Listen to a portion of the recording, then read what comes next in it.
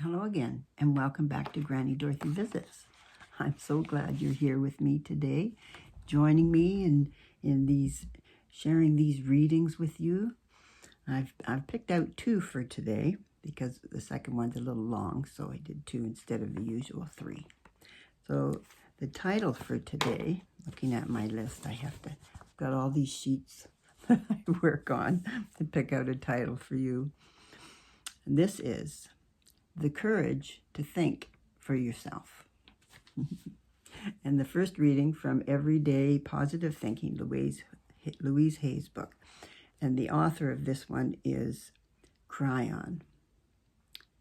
There's nothing that existed in your past that cannot be changed now. You are the creator of the past and the future. Therefore, you create the whole now, even the things that you feel are unchangeable. Yeah. And then the second reading, and actually, if you like these readings and want to hear them more every Monday, I'd love it if you joined the Granny Dorothy family just by clicking on subscribe. It doesn't cost anything, and it'd be nice to have you join our community regularly. This reading is from Richard Carlson's book, called, and he's the one, of course, that did Don't Sweat the Small Stuff, and I've done many readings from that because they're so good. This one's called Easier Than You Think, and it's entitled Paving Your Own Way. Approximately 80 to 90% of the world's population is associated with one religion or another. Among this staggering number of people, an overwhelming majority hold the same religious beliefs as their parents and grandparents before them. I'm not making a judgment about this tendency, far from it, but rather simply noting this fascinating reality about the way in which most of us tend to make decisions. We don't usually investigate, reflect upon, or question our beliefs, opinions, and assumptions. Many of our decisions have been made for us, and based as they are on our history and ideology, beliefs that have been passed down from generation to generation are absolutely predictable. The beauty of paving your own way is that you become empowered to make independent decisions. You avoid the traps that so many of us fall into, such as unexamined bias and stubborn, habitual thinking. Most notably, you escape the trap of living someone else's life. You have the conviction of knowing that when you take a political stance, for instance, it's really yours and not simply the one you grew up with in your parents' liberal and democratic home or conservative and Republican one. When you think independently, you choose a career, find a relationship partner, and make other important life decisions based on your own values, wisdom, and critical thinking, instead of being guided by unconscious influences. You alone decide what's important. It's funny how we sometimes make decisions. I doubt that it's pure coincidence that my wife Chris and I spend the vast majority of our vacations in the same location where our parents have spent most of theirs. And speaking of parents, if your parents went to college and pressure you to do the same, you are far more likely to move in that direction without questioning whether it's the right decision for you or not. Then there are discipline issues. If your parents were tough, there's a good chance you will be too. If your parents were lenient, so are you probably, and so it goes.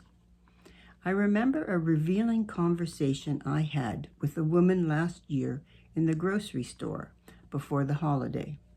She was buying 3 hams. Making idle conversation in line, I said something like, "I guess you love ham."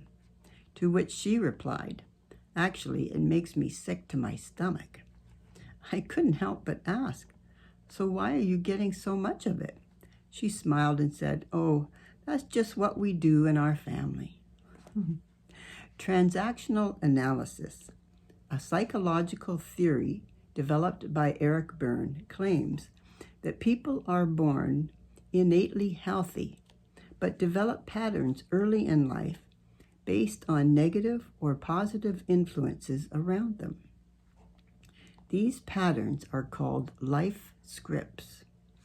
The best book on the subject, in my opinion, is Claude M. Steiner's Scripts People Live. The essential message of this book is that from an early age, we fall into a role that is being played out in our family's day-to-day lives. Once this role is decided, these psychologists argue, we spend the rest of our lives playing it out.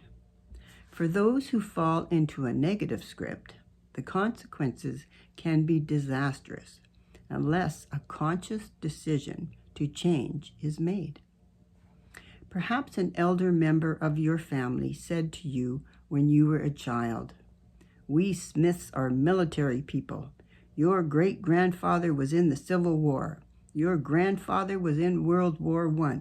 And someday, son, you will make us proud when you fight for your country too." If you grew up hearing this, it's easy to see how difficult it would be to believe anything different. You would feel a great deal of guilt if you had failed to follow the family tradition.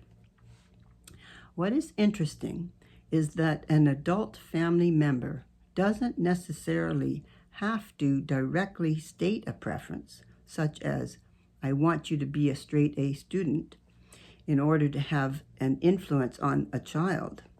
When an adult continually voices his or her obvious approval of great students, scholars, and other people who have achieved academic greatness, he or she is indirectly, yet no less powerfully, handing down a life script. One of the ways in which the life script takes hold is through the guilt or inadequacy a person often feels if he or she doesn't follow the script. In other words, it is far too easy to fall into patterns based on the expectation of those around us about how we are going to think and act.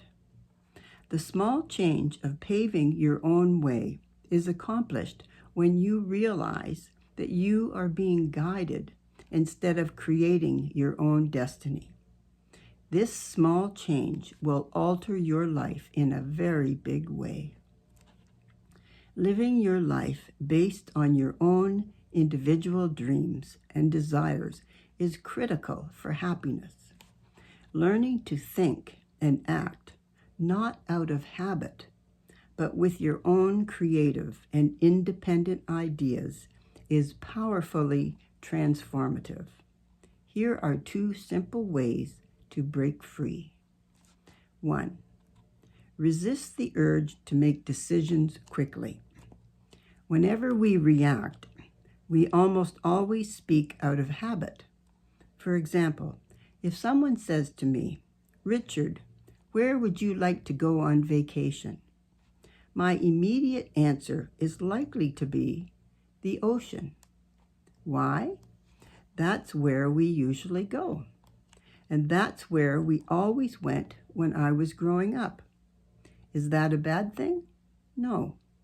But if I want to be open to new experiences, it would be helpful to stop and think for a moment about where I would truly like to go. Perhaps I'd still choose the ocean, but without actually stopping and thinking, I'll never know. 2.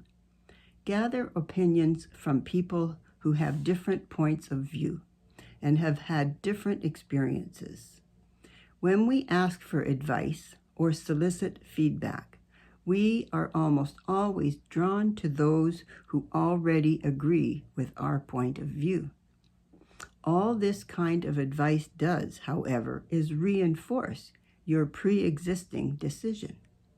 Hearing different opinions and perspectives will help you break out of the rut of rote thinking. You can end up agreeing, but your opinion will be your own.